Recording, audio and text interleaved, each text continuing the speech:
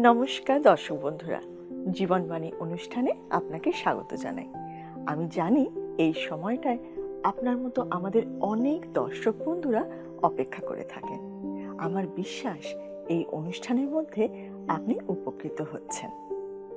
আসুন আমরা শুনি ঈশ্বরের বাক্য আজ আমাদেরকে কি জানাতে চায়। সময় হলো হৃদয় খোলো, শ্রবণ করো জীবন বাণী, নম্র চিতে শ্রবণ করো, নম্র চিতে শ্রবণ করো, খ্রিস্ট যিশুর জীবন খানি।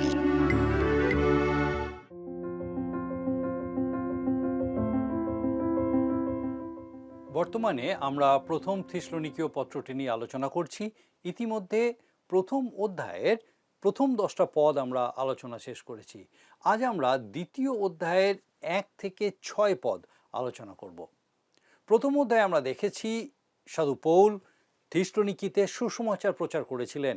অনেকেই সেই সুসমাচারে বিশ্বাস করে প্রভু যিশুর প্রতি ফিরেছিল এবং প্রভু যিশুর প্রতি ফেরার ফলে অন্য অনেক কিছুর আরাধনা থেকে তাদের দৃষ্টি সরে গেছিল। শুধু তাই নয়, তারা পরস্পর সহভাগিতা ও সুসমাচার প্রচারে নিয়োজিত ছিল আর ধৈর্য সহকারে প্রভু যিশুর দ্বিতীয় আগমনের অপেক্ষায় ছিল। আজকে আমরা দেখব খ্রিস্টের প্রকৃত সাক্ষী হওয়ার প্রেরণা ও পদ্ধতি সম্পর্কে। মণ্ডলীর জন্য খ্রিস্টের আগমনকে বলা হয় র্যাপচার, যখন সকল বিশ্বাসী ঊর্ধ্ব আকাশে খ্রিস্টের সহিত মিলিত হবে। এই তত্ত্বটি কোনো তর্কের বিষয় নয়, কিন্তু এটি বেঁচে থাকার তত্ত্ব। অনেকেই মনে করে খ্রিস্ট আসবেন সেই মহাক্লেশের সময় পার হওয়ার পর, আবার কেউ কেউ মনে করে মহাক্লেশের আগেই তিনি আসবেন, আবার অনেকে মনে করেন মহাক্লেশের সময় চলাকালীন তিনি আসবেন। এছাড়াও কিছু মানুষ আছে যারা বিশ্বাসই করে না যে তিনি আবার আসবেন। তবু তারা বলে যে তারা যিশুর উপরে নির্ভর করে, কারণ তিনি ত্রাণকর্তা। এদের সবার কাছে আমার প্রশ্ন, আপনার এই ধারণা আপনার জীবনে কি ধরনের প্রভাব ফেলে? আপনার এই ধারণা কি আপনার জীবনে কোনো কাজে লাগে? খ্রিস্টের আগমন সম্পর্কে আপনার ধারণা যদি আপনার জীবনে কোনো কাজে না লাগে, তাহলে আপনার উচিত আপনার বিশ্বাস সম্পর্কে আরেকবার নিজেকে প্রশ্ন করা। প্রভুর ফিরে আসার প্রত্যাশা বিশ্বাসীদের জীবনে বেঁচে থাকার প্রেরণা যোগায়। আসুন আমরা পাঠ করি প্রথম থিসলনিকীয় 2 অধ্যায়ের প্রথম পদটি। আসুন আমরা দেখি, সেখানে লেখা আছে, বস্তুত ভাতৃগণ, তোমরা আপনারাই জানো তোমাদের নিকটে আমাদের যে উপস্থিতি তাহা নিষ্ফল হয় নাই। সাধু পৌল বলছেন, আমরা যখন তোমাদের কাছে এসেছিলাম তখন তোমাদের কাছে শুধু কোনো তাত্ত্বিক বিষয় বর্ণনা করতে আসিনি। আমরা কেবলমাত্র কোনো অভূতপূর্ব কোনো বিষয় যা তোমাদের জীবনে কোনো কাজে লাগবে না এইরকম কোনো বিষয় তোমাদের কাছে জানাতে আসিনি। আমরা শুধু তোমাদেরকে কিছু দিনের জন্য আনন্দ দিয়ে তোমাদের ছেড়ে চলে যাব এই জন্য আসেনি। লক্ষ্য করে দেখুন, সাধু পৌল এমনি এমনি কোনো কাজ করেননি, তার কাজ নিষ্ফল হয়নি। থিসলনিকিতে এসে তিনি অনেক মানুষের মনকে নাড়িয়ে দিয়েছিলেন, অনেককে খ্রিস্টের ত্রাণকারী জ্ঞানের কাছে নিয়ে এসেছিলেন, যার ফলে একটি মণ্ডলী প্রতিষ্ঠিত হয়েছিল। সাধু পৌল কোনো সাধারণ দর্শন বা কোনো তত্ত্বের কথা বলেননি, কিন্তু তিনি যা বলেছিলেন তা থিসলনিকিতে কাজ করেছিল। সুসমাচার থিসলনিকির অলিতে গলিতে ছড়িয়ে পড়েছিল, তা মানুষের হৃদয়ে এবং ঘরে পৌঁছেছিল আর মানুষের জীবনে অদ্ভুত কাজ করেছিল। এবারে দ্বিতীয় পদটা আসুন আমরা পাঠ করি আর দেখি, সেখানে লেখা আছে, বরং ফিলিপিতে পূর্বে দুঃখভোগ ও অপমান ভোগ করিলে পর তোমরা জানো আমরা আমাদের ঈশ্বরের সাহসী হইয়া অতিশয় প্রাণপণে তোমাদের কাছে ঈশ্বরের সুসমাচারের কথা বলিয়াছিলাম। সাধু পৌল বলছেন, অতিশয় প্রাণপণে তোমাদের কাছে সুসমাচারের কথা বলিয়াছিলাম। যে গ্রিক শব্দটা অনুবাদ করে প্রাণপণে শব্দটা ব্যবহার করা হয়েছে সেটা হলো অ্যাগনি। এই অ্যাগনি শব্দটার অর্থ হলো নিদারুণ দুঃখ, বেদনা, যন্ত্রণা। সাধু পৌল যখন তাদের কাছে এসেছিলেন তখন তার মধ্যে অনেক দ্বন্দ্ব এবং যাতনা ছিল। তিনি বলছেন ফিলিপিতে তাকে অনেক অপমান সহ্য করতে হয়েছিল, আর সেই বিষয়টা আমরা প্রেরিতদের কার্য বিবরণী পুস্তকের 16 অধ্যায় পাঠ করলে খুব পরিষ্কারভাবে জানতে পারি। কিন্তু থিসলনিকিতে তিনি অনেক সাহসিকতার সাথে বাক্য প্রচার করেছিলেন, অর্থাৎ তার পূর্ব অভিজ্ঞতার কারণে তিনি তার প্রচার কমিয়ে ফেলেননি, তার প্রচারের কাজকে তিনি কম হতে দেননি। সেখানকার ভয়ঙ্কর অভিজ্ঞতার পর সাধু পৌল বলেননি যে আমি এই রকম একটা প্রচার পদ্ধতির পরিবর্তন করব, আমাকে আরও অনেক বেশি চালাক হতে হবে এবং সুসমাচার সম্পর্কে আর খোলাখুলি কথা বলবো না। না, তিনি কোনো গুপ্ত বিশ্বাসী ছিলেন না। ফিলিপিতে যেরকম ঠিক তেমনভাবেই তিনি সোজাসুজি সুসমাচারের কথা বলেছিলেন। লক্ষ্য করে দেখুন, সাধু পৌল খুব সহজেই বিষয়টাকে যুক্তি সহকারে ভাবতে পারতেন। মানুষের জীবনে প্রভাব বিস্তার করা এবং নতুন নতুন বিশ্বাসী গড়ার ক্ষেত্রে তিনি আরও বেশি সাবধানী হতে পারতেন। অতি সাবধানতা অথবা তাল মিলিয়ে চলা সাধু পৌলের স্বভাবসিদ্ধ পদ্ধতি ছিল না। তিনি সাহসিকতার সাথে দৃপ্ত কণ্ঠে সুসমাচার প্রচার করেছিলেন। কোনো ভয়ঙ্কর অভিজ্ঞতা তার সুসমাচার প্রচারের পদ্ধতিকে প্রভাবিত করতে পারেননি। তাদের কাছে পৌঁছে তিনি কেবলমাত্র ঈশ্বরের বাক্যই প্রচার করেছিলেন। যদি আপনাকে বলা হয় সাধু পৌলের বিভিন্ন স্থানে প্রচারগুলোর মধ্যে শ্রেষ্ঠ প্রচারটিকে বেছে নিতে, তাহলে আপনি কোনটাকে বাছবেন? আমি জানি বিভিন্ন মানুষের উত্তর বিভিন্ন রকম হবে, তাই নয় কি? তার মন পরিবর্তনের পর তিনি দামাস্কাসে সাক্ষ্য দিয়ে যে সমস্ত বিষয় প্রচার করেছিলেন সেগুলো ছিল অসাধারণ বিষয়। সুসমাচার কার্যের শুরুতে কুপ্রে বা সাইপ্রাস দ্বীপে দেশাধ্যক্ষ সের্গীয় পৌলের সামনে প্রচার করেছিলেন। এরপর পিসিদিয়ার আন্তিখিয়াতে উপদেশ দিয়েছিলেন। আমার মনে হয় সেটাই সব থেকে সুন্দর প্রচার ছিল।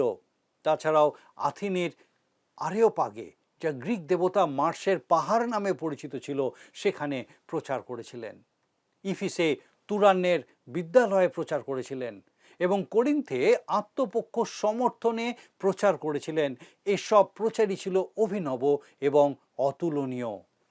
কেউ কেউ বলতেই পারেন জেরুসালেমে যখন তিনি বন্দী হয়েছিলেন সেই সময় তার যে বক্তব্য ছিল সেটাও অপূর্ব সুন্দর প্রচার। দেশাধ্যক্ষ ফিলিক্সের সামনে এবং অগ্রিপ্প রাজা ও ফিস্টের সামনে তার আত্মপক্ষ সমর্থনে তার বক্তৃতা ছিল এক অপূর্ব সুন্দর প্রচার। আবার ইফিসীয় মণ্ডলীর প্রাচীন বর্গের সামনে সমুদ্রের তীরে দাঁড়িয়ে তার যে বিদায় ভাষণ ছিল তাও এক অপূর্ব প্রচার। তার এই সমস্ত প্রচারমালার মধ্যে তিনি সবসময় প্রভু যীশু খ্রিস্টকে, তার মৃত্যুকে এবং তার পুনরুত্থানকেই তুলে ধরেছিলেন। সাধু পৌলের উপদেশগুলোর মধ্যে থেকে যদি আমাকে শ্রেষ্ঠ উপদেশটা বেছে নিতে হতো, তাহলে আমি কোনোটাই বাছতাম না। আমি বেছে নিতাম থিসলনিকিতে তার জীবনটাকে। তার কোনো লেখা বা কোনো বক্তৃতা শ্রেষ্ঠ উপদেশ নয়, কিন্তু তার জীবনযাত্রাই ছিল শ্রেষ্ঠ উপদেশ। সেটা দেখানোর জন্য নয়, কিন্তু অনুভব করার জন্য। তার জীবিকা নয়, কিন্তু তার কাজকর্ম, চালচলন এবং ব্যবহারই তার জীবনকে শ্রেষ্ঠ উপদেশে পরিণত করেছে। যাকবের পত্রের 2 অধ্যায় 26 পদ থেকে বিষয়টাকে তিনি গ্রহণ করেছেন, যেখানে লেখা আছে কর্মবিহীন বিশ্বাস মৃত। আর তিনি এই বিষয়টাকেই থিসলনিকির অলিতে গলিতে দেখিয়েছেন। প্রত্যেক বিশ্বাসী এক একজন প্রচারক। আপনি এটা এড়িয়ে যেতে পারেন না। আপনি আপনার জীবনযাপনের মাধ্যমে অন্যদেরকে কিছু না কিছু বলে যাচ্ছেন। হয়তো ঘরে আপনার জীবন প্রতিনিয়ত আপনার সন্তানদের কাছে কিছু বলছে যা আপনি জানেন না। আধুনিক কিশোর কিশোরী যুবক যুবতীরা ঘরে তাদের মা বাবার জীবন দেখে যা তাদের ভালো লাগে না, আর তাই তারা বেশিরভাগ সময় পথে ঘাটেই কাটিয়ে দেয়। আপনি যে জীবনযাপন করেন সেটাই হবে আপনার প্রচারিত সবচেয়ে মহৎ উপদেশ। আসুন এখন আমরা 3য় পদটা পাঠ করি। আর লেখা আছে কেননা আমাদের উপদেশ ভ্রান্তিমূলক কি অসূচিতমূলক বা ছলযুক্ত নয়। ভ্রান্তিমূলক শব্দটা দ্বারা ত্রুটিপূর্ণ বা প্রতারণাযুক্ত বোঝানো হয়েছে। সাধু পৌলের উপদেশের মধ্যে কোনো রকম ভেজাল ছিল না। তিনি সুসমাচারকে যেখানে যেরকম সেখানে তেমনভাবে চালাতে চাননি। ভিন্ন ভিন্ন সমাজে, ভিন্ন ভিন্ন মানব গোষ্ঠীতে যেন গৃহীত হয়, সেই উদ্দেশ্যে তিনি সুসমাচারকে বারবার পরিবর্তন কিন্তু করতেন না। আপনারা খেয়াল করে থাকবেন, কোনো সুসমাচার প্রচারক এক জায়গায় খুব সুন্দর এবং স্পষ্টভাবে সুসমাচার প্রচার করছেন, কিন্তু তারপরে অন্য আরেক জায়গায় সেই একই বিষয়ের প্রচার ভাষা অস্পষ্ট হয়ে যায়। সাধু পৌলের ক্ষেত্রে কিন্তু সেরকম হতো না। তার উপদেশের মধ্যে কোনো রকম ভেজাল থাকতো না, তা ভ্রান্তিজনক ছিল না। অসুচিতামূলক শব্দটি মন্দ উদ্দেশ্য চরিতার্থ করা বোঝাতে ব্যবহার করা হয়েছে। এমনটা নয় যে সাধু পৌল কোনো কিছুর লোভে সুসমাচার প্রচার করতেন। দান সংগ্রহ করা অথবা দুর্নাম লাভ করা, দুটোর কোনোটার জন্যেই তিনি থিসলনিকিতে আসেননি। তিনি ব্যক্তিগত পরিচর্যা লাভ করতে কখনোই ইচ্ছুক ছিলেন না। তিনি এক পবিত্র উদ্দেশ্যে থিসলনিকিতে গিয়েছিলেন। এই দিক থেকে দেখলে তার উপদেশ অসুচিতামূলক ছিল না। পরের শব্দবন্ধটি হলো ছলযুক্ত নয়। তিনি কোনো অসৎ উপায় অবলম্বন করে তাদের কাছে প্রচার করেননি। পুরনো স্বভাবের আবেগ ও কুসংস্কারকে স্থান দিতে তিনি কখনোই তার প্রচারের মানকে নিচে নামতে দেননি। এই বিষয়ে আমাদের অনেককেই সাধু পৌলের কাছ থেকে শিক্ষা নিতে হবে। মনে করুন, আপনাদের মণ্ডলীর অনেক পুরনো একজন পুরোহিত হঠাৎ আপনাদের মণ্ডলীতে এলেন, যখন আপনাদের বর্তমান পুরোহিত সম্পর্কে অনেকেই অনেক রকম সমালোচনা করে থাকে। আর এই বিষয়টা জেনে ওই পুরনো পুরোহিত যদি তার প্রচারের মধ্যে বর্তমান পুরোহিতের সমালোচনাকে আরও বেশি উচকে দেয়, তাহলে আপনি সেই পুরোহিত সম্বন্ধে কীরকম ধারণা পোষণ করবেন? আমার মনে হয় অনেক দিন আগে সেই পুরোহিতকে আপনি যতটা সম্মান করতেন, এখন তা অনেকটাই কমে যাবে, তাই নয় কি? সাধু পৌল কখনোই এরকম কাজ করেননি। তিনি মানুষের সামনে সুসমাচারকে কখনোই ছলনার সাথে উপস্থিত করেননি। বর্তমান দিনে আমরা যারা ঈশ্বরের বাক্য প্রচার করি, আমাদের প্রত্যেকের উচিত নিজেদেরকে প্রশ্ন করে দেখা যে আমরা যা করছি সেটা কি ভ্রান্তিমূলক, অথবা অসুচিতামূলক, অথবা তা কি ছলনাযুক্ত? আমাদের প্রত্যেককে নিজেদের কাছে সৎ হতে হবে। আমাদের প্রত্যেকের উচিত নিজেদের উদ্দেশ্য ভালো করে বুঝে নেওয়া। আমরা কি অনেক বন্ধু পাওয়ার আশায় অথবা অনেককে প্রভাবিত করার ইচ্ছায় বাক্য শিক্ষা দিচ্ছি? আমরা কি সততার সাথে ঈশ্বরের বাক্য শিক্ষা দিতে পারছি? আমি এখন একজন বিখ্যাত প্রচারকের একটি লেখা উদ্ধৃত করছি, যা আমার খুবই ভালো লেগেছে। তিনি লিখছেন, আমি স্বীকার করছি আমি অনেক ভুল করেছি। আমি এতবার প্রভুর গৌরবে ব্যর্থ হয়েছি যে আমি ভেবে আশ্চর্য হয়ে যাই যে তিনি কেন এখনো আমাকে ছুঁড়ে ফেলে দেননি। ঈশ্বরের জায়গায় যদি অন্য কেউ থাকতেন, তাহলে আমি নিশ্চিত অনেক দিন আগেই তিনি আমার উপরে বিরক্ত হয়ে যেতেন। কিন্তু যেদিন আমি প্রভুর সেবা কাজে যোগ দিয়েছিলাম, সেই দিন তার কাছে প্রতিজ্ঞা করেছিলাম যে আমি একটুও দমে যাব না এবং আমার চেষ্টার কোনো ত্রুটি থাকবে না। সত্যি কথা বলতে কি, আমি জানতাম আমাকে খুব কঠিন পরিস্থিতির মধ্যে দিয়ে যেতে হবে, কিন্তু ঈশ্বর আমার প্রতি দয়ালু ছিলেন। আমার মনে হয় তিনি জানতেন যে প্রয়োজনে পড়লে আমি তার জন্য দৌড়াতেও প্রস্তুত। এখন আমি সত্যি কৃতজ্ঞ এবং প্রভুর দিকে তাকিয়ে বলতে পারি, হে ঈশ্বর, আমি অনেক ভুল করেছি, আমি তোমার অগৌরব করেছি, কিন্তু তোমার বাক্য আমি যতটুকু জানি তা প্রচার করেছি। যদি এর থেকে ভালোভাবে আমি প্রচার করতে পারতাম, তাহলে অবশ্যই করতাম। আমার যতদূর করার ছিল তোমার অনুগ্রহে আমি তা করেছি। কি অপূর্ব স্বীকারোক্তি, তাই নয় কি? সাধু পৌল থিসলনিকীয়দের বলতে পারেন, আমি যখন তোমাদের কাছে গেছিলাম তখন কোনো ভিন্ন উদ্দেশ্য নিয়ে যাইনি। আমি তোমাদের কাছ থেকে চাঁদা সংগ্রহ করতেও যাইনি, তোমাদের মধ্যে বিভাজন সৃষ্টি করতেও যাইনি।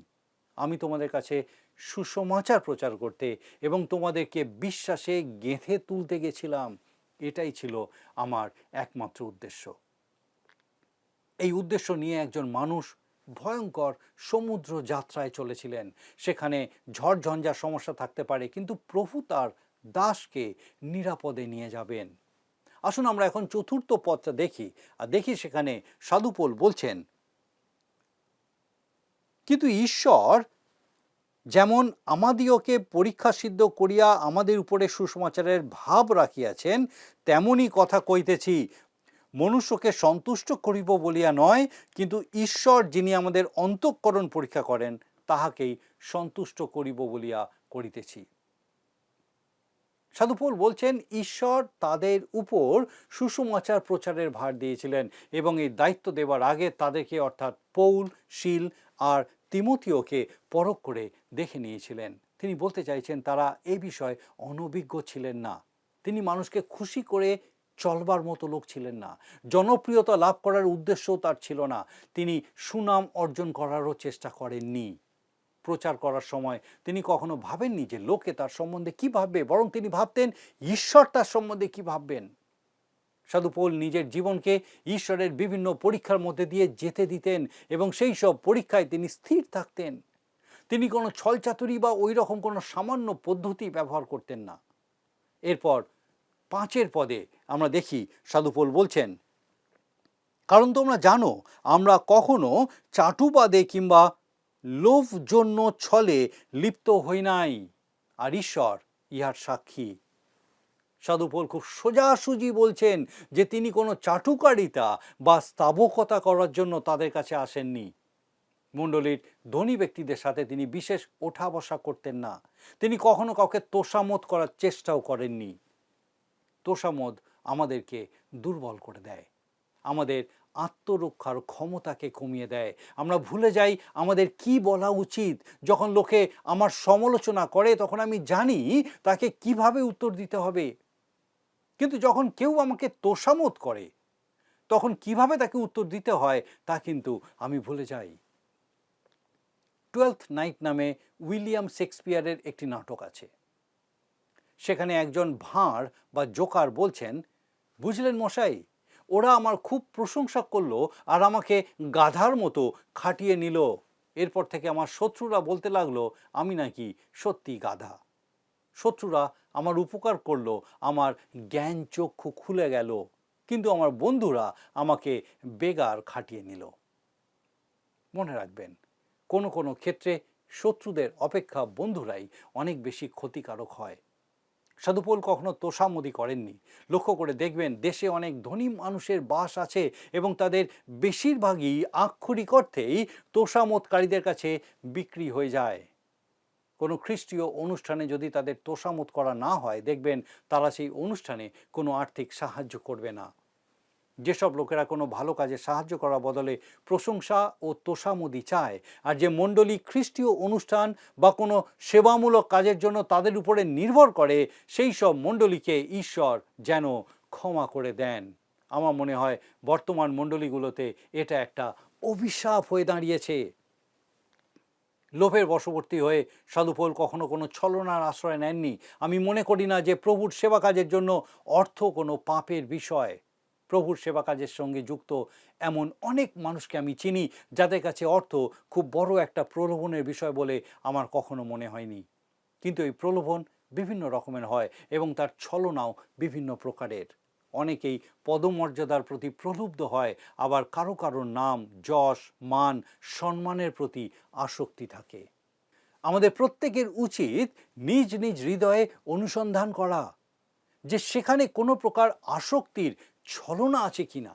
2:6 সাধু পৌল বলছেন, লেখা আছে, আর মনুষ্যদের হইতে সম্মান পাইতে চেষ্টা করি নাই, তোমাদের হইতেও নয়, অন্যদের হইতেও নয়, যদিও খ্রিস্টের প্রেরিত বলিয়া আমরা ভারস্বরূপ হইলেও হইতে পারিতাম। সাধু পৌল কখনো সম্মান বা পদের আশা করেননি। তার উদ্দেশ্য ছিল সম্পূর্ণ আলাদা, পবিত্র এবং খাঁটি। আসুন আমরা 7 পদটা লক্ষ্য করি। লেখা আছে, কিন্তু যেমন স্তন্যদাত্রী নিজ বৎসদিগে লালন পালন করে, তেমনি তোমাদের মধ্যে কোমল ভাব দেখাইয়াছিলাম। স্তন্যদাত্রী মানে একজন মাকে বোঝানো হয়েছে। থিসলনিকীয়দের সাথে সাধু পৌলের সম্পর্ক যে কতটা গভীর ছিল সেটা বোঝাতেই তিনি এই কথা বলছেন। সাধু পৌলের নম্রতার প্রতি লক্ষ্য করুন। থিসলনিকীয় মণ্ডলীর প্রতি তার ব্যবহার মহিলাদের মতো কোমল ছিল। জেরুসালেমের উদ্দেশ্যে প্রভু যীশু বলেছিলেন, হ্যাঁ জেরুসালেম, জেরুসালেম, তুমি ভাববাদীগণকে বধ করিয়া থাকো ও তোমার নিকটে যাহারা প্রেরিত হয় তাহাদিগকে পাথর মারিয়া থাকো। কুকুরটি যেরকম আপন শাবকদিগকে পক্ষের নিচে একত্র করে, তদ্রূপ আমিও কতবার তোমার সন্তানদিগকে একত্র করিতে ইচ্ছা করিয়াছি, কিন্তু তোমরা সম্মত হইলে না। মথিলিখিত সুসমাচার তার 23 অধ্যায় 37 পদ। পবিত্র শাস্ত্রে প্রভু যীশু নিজেকে ভিন্ন ভিন্নভাবে দেখিয়েছেন। তিনি নিজেকে উত্তম মেষপালক বলেছেন, যিনি মেষের জন্য প্রাণ অর্পণ করেন। তিনি মেষদিগকে রক্ষা করেন এবং একদিন তিনি তাদের সকলকে এক জায়গায় সংগ্রহ করবেন, যেখানে তারা তার সাথে নিরাপদ থাকবে। আবার এই বিষয়টাকে মুরগির বাচ্চারা যেমন তার মায়ের সঙ্গে থাকে তার সাথেও তুলনা করেছেন। আমার খুব মনে আছে, ছোটবেলায় গ্রীষ্মকালে মা একটা ঝোড়ায় করে অনেকগুলো মুরগির ডিম মুরগির ঘরে রেখে দিত, আর কিছু দিনের মধ্যেই ডিমগুলো ফুটে অনেক মুরগির ছানা বার হতো। বাচ্চাগুলোকে নিয়ে যখন মা মুরগি বাইরে ঘুরে বেড়াতো, তখন কাক বা চিল আসলেই মা তাদের ডাকতো, আর বাচ্চাগুলো এসে মায়ের ডানার তলায় লুকিয়ে পড়তো। বৃষ্টির সময় দেখেছি একইভাবে ছানাগুলো মায়ের ডানার নিচে বসে থাকতো। মা ভিজতো কিন্তু বাচ্চাগুলো ভিজতো না। প্রভু যীশু সেইভাবে কতবার আমাদেরকে ডেকেছেন, এসো আমার পক্ষের ছায়ার নিচে থাকো। সাধু পৌল ঠিক একইভাবে মায়ের ভালোবাসা দিয়ে থিসলনিকীয় মণ্ডলীর পরিচর্যা করেছিলেন। তারা তার কাছে অতি প্রিয় পাত্র ছিল। আমি জানি আজও এরকম অনেক পালক আছেন। তারা হয়তো খুব ভালোভাবে বাক্যের ব্যাখ্যা করতে পারেন না, কিন্তু তারা ঈশ্বরের বাক্যে বিশ্বাস করেন এবং তা প্রচার করেন। এই রকম আত্মিক অভিজ্ঞ পালকেরাই প্রয়োজনে মানুষকে উপযুক্ত পরামর্শ দিতে পারে। তাদের কাছে বসে নির্ভয়ে আপনার মনের কথা আপনি খুলে বলতে পারেন। আপনার ভয় পাওয়ার কোনো কারণ নেই। আমরা দেখলাম আজকে সাধু পৌল কীভাবে থিসলনিকীয় মণ্ডলীর পরিচর্যা করেছিলেন। তিনি তাদের প্রতি কতটা নরম ছিলেন। তার কোনো গোপন উদ্দেশ্য ছিল না। আর্থিক লাভ, নাম, যশ, খ্যাতি ইত্যাদি তাকে প্রভাবিত করতে পারেনি। তিনি কেবল ঈশ্বরের বাক্য প্রচার করেছিলেন, যার জন্য তাকে অনেক অপমান, অনেক দুঃখ স্বীকার করতে হয়েছিল।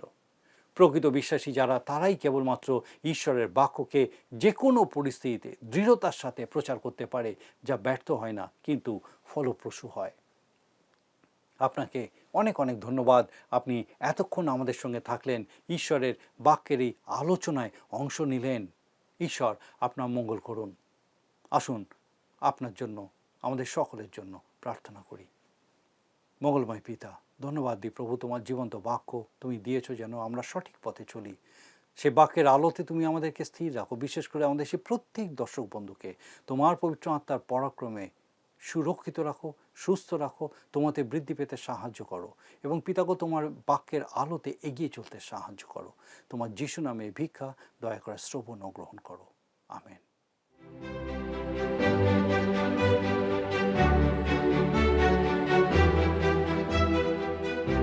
বন্ধুরা, আমরা পবিত্র বাইবেল থেকে ঈশ্বরের জীবনদায়ী বাক্য শুনলাম। শাস্ত্র বলে বাক্য নিষ্ফল হয় না, আর তাই আমি বিশ্বাস করি আর যে বাক্য আপনি শুনেছেন তা আপনার জীবনে ফলপ্রসূ হবে। আপনার কোনো প্রশ্ন থাকলে আপনি টিভি স্ক্রিনে দেওয়া নাম্বারে আমাদের তা জানাতে পারেন। আমরা চেষ্টা করব আপনার প্রশ্নের উত্তর দিতে। এখন আমরা প্রশ্ন উত্তর পর্বে যাই এবং শুনে নিই আজকের দিনের প্রশ্ন। প্রিয় বন্ধু, আসুন আমরা আজকের প্রশ্ন উত্তরে আসি। গতকালের প্রশ্নের উত্তর অপশন সি, তুমি কি আমায় ভালোবাসো? আজকের প্রশ্ন, কোন শহর সম্বন্ধে যিশু বলেছিলেন, তুমি ভাববাদীগণকে বধ করিয়া থাকো? Option A Sodom, B Gomorrah, C Jerusalem, D Bethlehem. প্রিয় বন্ধু, এই প্রশ্নের উত্তর আগামীকাল সন্ধ্যা 6টার মধ্যে option A, B, C, D সহকারে আপনার নাম ও সম্পূর্ণ ঠিকানা সহ 9433497235 এই নম্বরে SMS বা হোয়াটসঅ্যাপে পাঠাবেন। যদি আপনার এই অনুষ্ঠান ভালো লেগে থাকে তাহলে এই নম্বরে একটি মিসড কল করুন। তাহলে আপনি পরের বারের বিজয়ী হতে পারেন।